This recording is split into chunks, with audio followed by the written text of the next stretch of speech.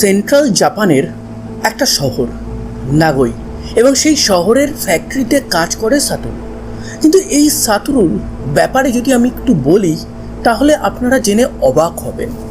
এই সাতোরু তার ছেলের সাথে একটা অ্যাপার্টমেন্টে থাকে, এবং সেই অ্যাপার্টমেন্টের পাশের বিল্ডিংয়েই আর একটা ফ্ল্যাটে সে রেন্ট নিয়ে রেখেছে, এবং সেই রেন্টটা সে নিয়ার অ্যাবাউট 26 বছর ধরে রেখেছে। অবাক লাগছে না?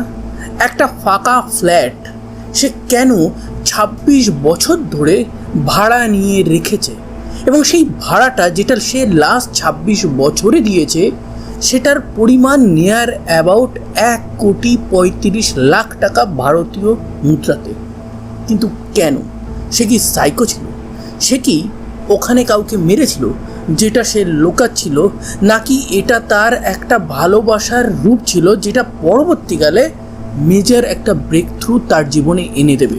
একটা 2 বছরের মানুষ সে নিজের চোখের সামনে তার মাকে হত্যা হতে দেখে। সে জানে তার মাকে কে মেরেছে, কিন্তু দীর্ঘ 26 বছর কেটে যাওয়ার পরেও সে সেই চেহারাটাকে ঠিকঠাক করে মনে করতে পারে না। প্রত্যেক রাতে তার ঘুমই আসতো না। সে মনে করত যে তার মায়ের সাথে কেউ দেখা করতে এসেছিল, খানিকক্ষণ তারা কথা বলেছিল, যে সময় তারা কথা বলছিল ঠিক সেই সময় সে পাশে বসেই খেলনা নিয়ে খেলছিল। কিন্তু এরপর কি হয়ে যায়, মা হঠাৎই চিৎকার করে, মা হঠাৎই পড়ে যায়, অ্যান্ড দেন সে চলে যায় যে মায়ের সাথে গল্প করছিল। কাহিকো এই জিনিসটা বরাবরই মনে করতো, রাত্রেবেলা ঘুমাতে পারতো না। আর তার বাবা যে ফ্যাক্টরি ওয়ার্কার সাতোরু, সে 26 বছর ধরে একটা ফ্ল্যাট রেন্ট নিয়ে রেখেছিল, টাকার পর টাকা ঢেলে যাচ্ছিল।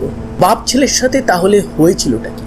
এবার বাপ ছেলের সাথে হয়েছিল কি সেটা জানতে গেলে আমাদের অনেকটা পিছিয়ে যেতে হবে, নিয়ার অ্যাবাউট 28 বছর আগে।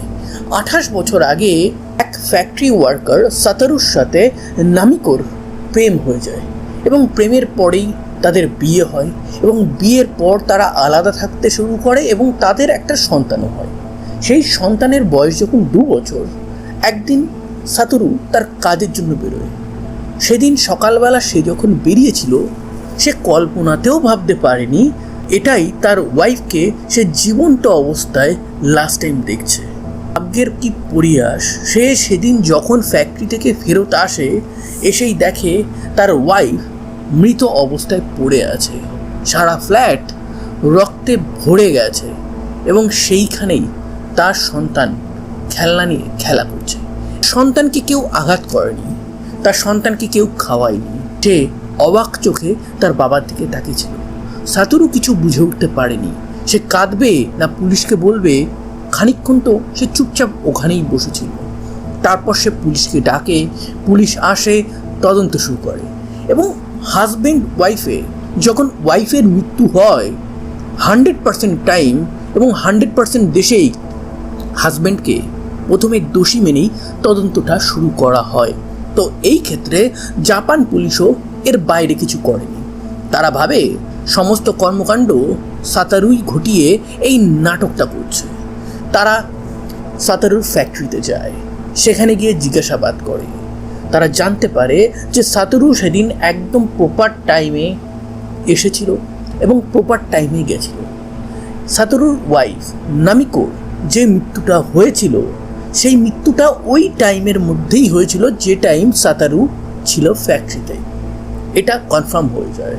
কিন্তু সাতোরু অন্য কাউকে দিয়ে খুন করাতে পারে, সেই দিকটাও যখন পুলিশ তদন্ত করে এবং আশেপাশে যত ক্রিমিনাল গ্যাং ছিল তাদেরকে জিজ্ঞাসাবাদ করে, সেই ক্ষেত্রে নামিকোকে কে মেরেছে বা কোন গ্যাং মেরেছে কেউই জানে না। সাতোরু কাউকে পয়সা দিয়ে খুন করিয়েছে তার ওয়াইফকে, সেই ব্যাপারেও পুলিশ কোনো খোঁজখবর করতে পারে না।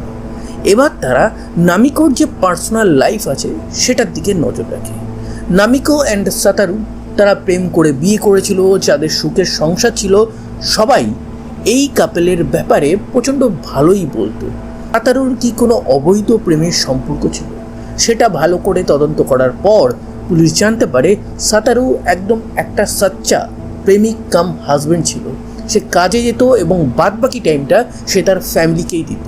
উল্টো দিকে সাতারুর ওয়াইফ নামিকো, তার কি কোনো এক্সট্রা প্রেমিক ছিল যে হিংসা রাগে এই কর্মকাণ্ড ঘটিয়েছে? সেই দিকটা যখন পুলিশ চেক করে তখন তারা দেখতে পায় যে নামিকো সাতারুর মতন প্রেমিকা ছিল। সে ঘরেই থাকতো, ঘরের কাজই করতো এবং সাতারুকে খুব ভালোবাসতো, খুব ফ্যামিলির কেয়ার নিত। তদন্তর সময় একটা জিনিস লক্ষ্য করে, নামিকোকে গলায় ছুরি চালিয়ে হত্যা করা হয়েছে, কিন্তু তার পাশে থাকায় তার সন্তানকে কোনো রকম টাচও করা হয়নি। তো এই ক্ষেত্রে কোনো পার্সোনাল দুশ্মনী এই দুজনের কারোর সাথে ছিল? সাতারুর কোনো কি শত্রু ছিল? সেই ব্যাপারে পুলিশ চেক করে। একটা ফ্যাক্টরি ওয়ার্কার নর্মাল লিভিং করে, তার আবার কোথায় কোন শত্রু থাকবে? তার শত্রু খুঁজে পাওয়া যায় না। নামিকোর কোনো শত্রু ছিল? স্কুল লাইফ, কলেজ লাইফে কোনো প্রেমিক ছিল যে এই সময় শত্রু হয়ে গেছিল? সেটাও খোঁজ করে পুলিশ তেমন কিছু পায় না। এবার পুলিশ অন্য অ্যাঙ্গেলে তদন্ত করে। ডাকাতির ব্যাপার দেখতেই তারা দেখে যে না, ঘরের প্রত্যেকটা জিনিস একদম ইনট্যাক্ট আছে, কোনো একটা জিনিসের টাচ পর্যন্ত করা হয়নি, কোনো ফোর্স এন্ট্রি নেই। তার মানে নামিকো মোস্ট প্রবাবলি হয়তো সেই ব্যক্তিকে চিনত। তো নামিকোর যত আত্মীয় আছে, সাতারুর যত আত্মীয় আছে, সবাইকে জিজ্ঞাসাবাদ করা হয়, কিন্তু না, পুলিশ কোথাও কোনো ক্লু খুঁজেই পায় না। পুলিশ ভাবে কোনো এক ব্যক্তি হয়তো হঠাৎই নামিকোকে টার্গেট করে, কোনোভাবে ঢুকে যায় ফ্ল্যাটের মধ্যে, দেন নামিকোর সাথে কুকর্ম করে।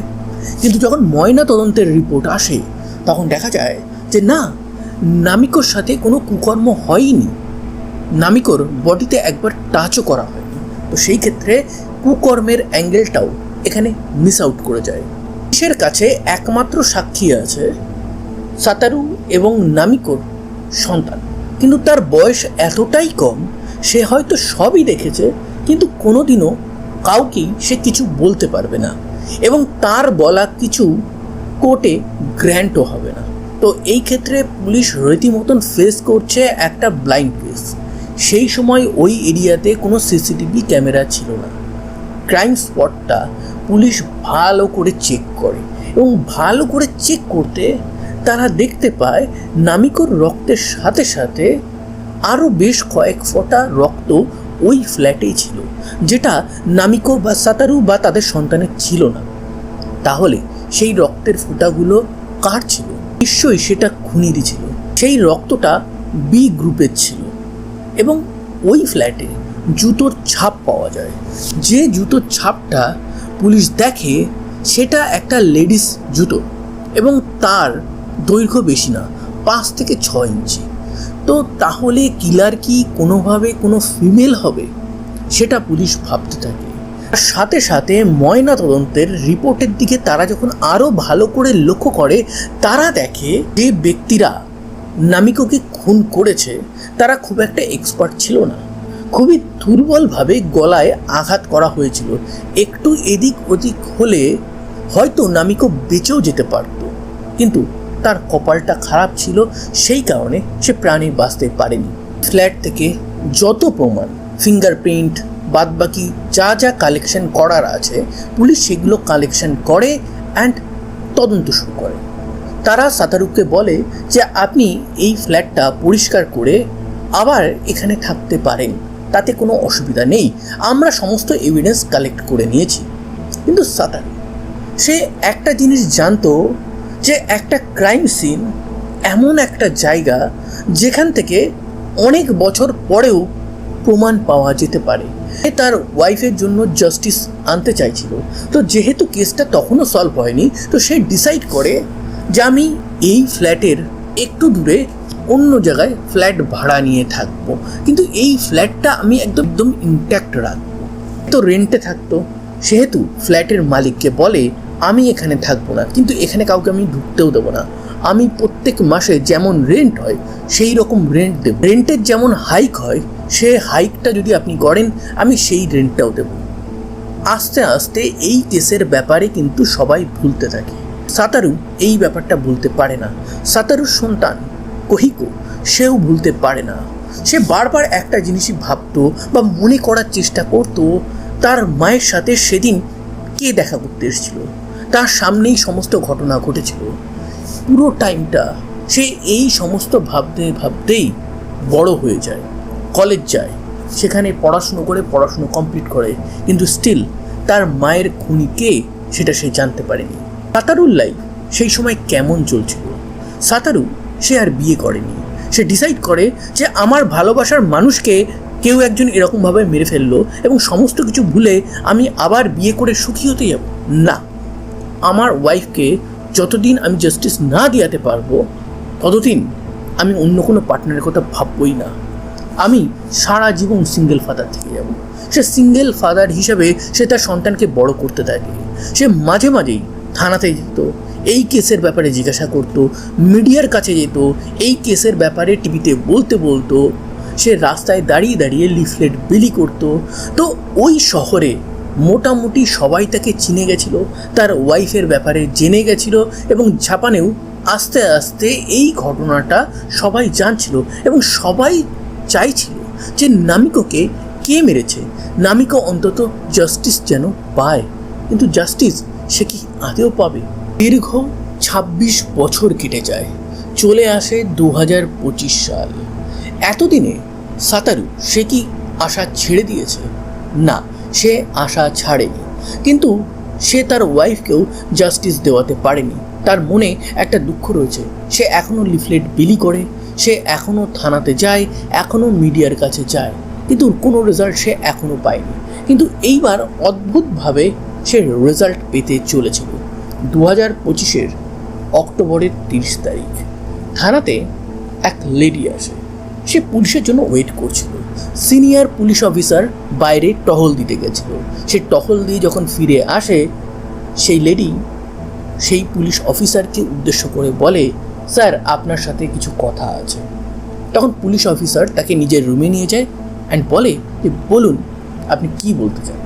সে বলে আমি সারেন্ডার করছি। তখন পুলিশ অবাক হয়ে যায়, আপনি সারেন্ডার করছেন কেন, কি করেছেন আপনি? তখন সে বলে আমি খুন করেছি। তখন পুলিশ অফিসার আরও অবাক হয়ে যায়, বলে আপনি খুন করেছেন, কবে, কোথায় খুন করেছেন? সে বলে ২৬ বছর আগে আমি খুন করেছি। তখন পুলিশ আরও অবাক হয়ে যায়। পুলিশ বলে আপনি কাকে খুন করেছেন? সে বলে আমি নামিকোকে খুন করেছি। এবার নামিকোর ব্যাপারে সবাই জানত। নামিকোর যে কেসটা আছে সেই কেসে near about ১ lakh police officer কাজ করেছিল। সেখানে যে সাসপেক্ট লিস্ট ছিল ৫,০০০-এর, তার মধ্যে সামনে বসা নারীর নাম কি ছিল? পুলিশ অফিসার তাকে জিজ্ঞাসা করে যে আপনার নাম কি? সে বলে আমার নাম কুমিকো। এই নামটা যখন পুলিশ সাসপেক্ট লিস্টে খোঁজে তখন দেখে যে হ্যাঁ, কুমিকোর তাকে ডেকে তদন্তও করা হয়েছিল, কিন্তু তার ডিএনএ সেই সময় নেওয়া হয়নি। তাকে সাসপেক্ট লিস্টে রাখা হয়েছিল কেন? সে ওই এরিয়াতেই থাকে। এবার সে কেন খুন করলো, কি কারণে খুন করলো, এগুলো ভাবার আগেই পুলিশ এটা ভাবতে শুরু করে যে এ এখানে এসে সারেন্ডার করছে, তার মানে এটা না যে সে ক্রিমিনাল হয়ে গেল। অ্যাকচুয়ালি কোর্টে প্রমাণ করতে হবে পুলিশকেই যে এই ব্যক্তি যে সারেন্ডার করেছে সে অ্যাকচুয়ালি খুন করেছে, না হলে কিন্তু হবে না। না হলে কোর্ট এটাও ভাবতে পারে হয়তো অন্য কেউ খুন করেছে, একে জাস্ট সামনে রেখে এই কেসটাকে রফা দফা করার প্ল্যান করছে। তো কোর্টের একটা রুলস আছে যে আমরা ১০০০টা ক্রিমিনালকে ছেড়ে দেব, কিন্তু একটা নির্দোষকে কোনোভাবেই সাজা যেন না দিই। তো সেই কারণে তারা এভিডেন্স খোঁজার প্রথম চেষ্টা করে এবং এভিডেন্স খুঁজতেই তাদের মনে পড়ে যে ওখান থেকে ফিঙ্গারপ্রিন্ট তারা নিয়েছিল, ব্লাড স্যাম্পেল নিয়েছিল, জুতোর ছাপ নিয়েছিল। এইগুলো যখন সমস্ত এভিডেন্স যে ব্যাংক আছে সেখানে গিয়ে তারা চেক করতে থাকে, যেহেতু এটা একটা ২৬ বছর পুরনো কেস, সেহেতু তারা গিয়ে দেখতে পায় সেই সমস্ত এভিডেন্স নষ্ট হয়ে গেছে। এবার তারা মহা বিপদে পড়ে। এবার যেহেতু এই কেসটা প্রচণ্ড ফেমাস ছিল এবং সবাই জানতো যে সাতারু মানে নামিকোর হাজব্যান্ড সে সমস্ত এভিডেন্স ইনট্যাক্ট রেখেছিল, সেই ফ্ল্যাটটাকে ইনট্যাক্ট রেখেছিল, তো পুলিশ সাতারুকে ফোন করে বলে যে ওই ফ্ল্যাটটা কি এখনও আপনার কাছেই আছে, আপনি কি এখনও ভাড়া দিচ্ছেন? তখন সাতারু বুঝতে পারে যে ফাইনালি হয়তো আমার ওয়াইফ জাস্টিস পেতে চলেছে। তো পুলিশ আবার ওই ফ্ল্যাটে যায়। ফ্ল্যাটে যেখানে যা ছিল, যেখানে রক্ত পড়েছিল, যেখানে যেরকম যা ছিল সব ইনট্যাক্ট ছিল। সেখান থেকে আবার সমস্ত স্যাম্পেল কালেক্ট করা হয়, তোর সাথে ম্যাচ করানো হয়। অ্যান্ড ইয়েস, নামিকোকে কে খুন করেছিল সেটার উত্তর তার হাজব্যান্ড এবং সন্তান 26 বছর পায়। সেটা হলো কুমিকো। কুমিকো ওই এরিয়াতেই থাকতো। কিন্তু সবথেকে বড় কোশ্চেন হচ্ছে যে কুমিকো কেন নামিকোকে মারল? নামিকো আর কুমিকোর কোনো ঝগড়া অশান্তি কিছু ছিল? কুমিকো বলে যে না, আমার কোনো কিছু ছিল না। আমি কেন খুন করেছিলাম এটা একমাত্র আমি সাতারুর সামনেই বলবো। সাতারু আর কুমিকোকে সামনাসামনি বসানো হয়। তখন সাতারু কুমিকোকে জিজ্ঞাসা করে, আমি তোমাকে চিনি না, তুমি আমার ওয়াইফকে কেন মারলে? আমার ওয়াইফের সাথে কোনো শত্রুতা যদি তোমার থেকে থাকতো তাহলে আমাকে মারতে পারতে। আমার সন্তানকে কেন মাতৃহারা করলে? কুমিকো তার দিকে তাকিয়ে বলে, সাতারু, অনেকগুলো বছর পার হয়ে গেছে, আমার তোমার অনেক বয়স হয়ে গেছে, আমাদের স্মৃতিশক্তিও হয়তো আস্তে আস্তে লোপ পাচ্ছে। তুমি কি আমাকে চিনতে পারছো না? তখন সাতারু তার দিকে ভালো করে তাকায় অ্যান্ড তাকিয়ে বলে যে না, আমি তোমাকে চিনতে পারছি না, তুমি কে? তখন সে বলে, আমরা একই স্কুলে পড়তাম, ক্লাস 6-এ আমি তোমাকে কার্ড দিয়েছিলাম অ্যান্ড ভ্যালেন্টাইন্স ডের দিন প্রপোজ করেছিলাম। তুমি সত্যি একটা ভালো মানুষ ছিলে, পোলাইটলি আমাকে রিজেক্ট করেছিলে, কিন্তু আমি তোমাকে কন্টিনিউয়াস ভালোবেসে গেছিলাম। সেই ক্লাস 6, স্কুল পার করা, কলেজ, অল টাইম তোমাকে ভালোবেসেছিলাম। তোমার প্রেম হলো সেই ব্যাপারে খবর এসেছিল, আমি খুব হিংসা করতে শুরু করলাম। তারপর তুমি বিয়ে করলে, আরও আমি তোমার সাথে সাথে তোমার ওয়াইফকেও হিংসা করতে শুরু করলাম। তারপর তোমার সন্তান হলো, তারপর আমি তিনজনকেই হিংসা করতে লাগলাম। আমি একা ছিলাম, আমার লাইফে কেউ ছিল না, আমি শুধুমাত্র তোমাকেই চেয়েছিলাম। তারপর 1999-এর 13ই নভেম্বর যখন কাজের উদ্দেশ্যে বেরিয়ে যাও, আমি তখন তোমার ফ্ল্যাটে যাই। আমি তোমার ওয়াইফকে বলি আমি তোমার হাজব্যান্ডের পুরনো ক্লাসমেট, সে আমাকে ঘরে ঢুকতে দেয়, আমরা দুজন বসে গল্প করি। অ্যান্ড দেন আমি তাকে তোমার ব্যাপারে বলি। আমাদের মধ্যে ঝগড়া শুরু হয়। আমি প্ল্যান করেই গেছিলাম তোমার ওয়াইফকে আমি এই পৃথিবী থেকে সরিয়ে দেবো, এবং যদি সরিয়ে দিই, তারপর যদি তুমি আমাকে ভালোবাসো, আমি তোমার ওয়াইফকে হত্যা করি। কিন্তু তোমার সন্তানের গায়ে একটা আঁচড়ও কাটেনি। তারপর ওখান থেকে বেরিয়ে আসি, তদন্ত হয়, তদন্তের প্রত্যেকটা জিনিস আমি লক্ষ্য রাখছিলাম। পুলিশ ফেল করে যায়, কিন্তু আমি দেখি তুমি ফেল করনি। তুমি জায়গায় জায়গায় লিফলেট বিলি করো, তুমি মিডিয়া স্টেশনে যাও, তুমি পুলিশ স্টেশনে যাও, তোমার ওয়াইফকে জাস্টিস দেওয়ানোর জন্য তুমি সমস্ত কিছু করো।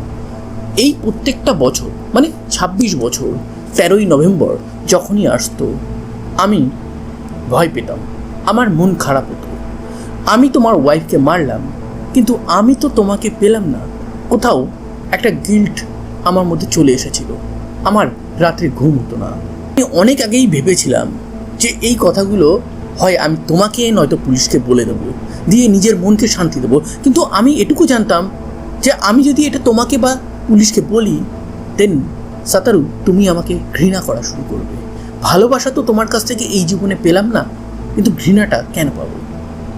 তারপর এই বছর আমি ভাবলাম যে না, অনেকগুলো দিন হয়ে গেছে, বয়সও হয়ে গেছে, জানি না কতদিন বাঁচব, যদি মরে যাই। তো এই কারণে সেই সমস্ত গিল্ট নিয়ে আমি থানাতে আসি এবং সারেন্ডার করি। তো মানে কুমিকো জেলে আছে, সে ট্রায়ালের জন্য ওয়েট করছে। অ্যান্ড ফাইনালি সাতারু ফ্ল্যাটটা ছেড়ে দেয়।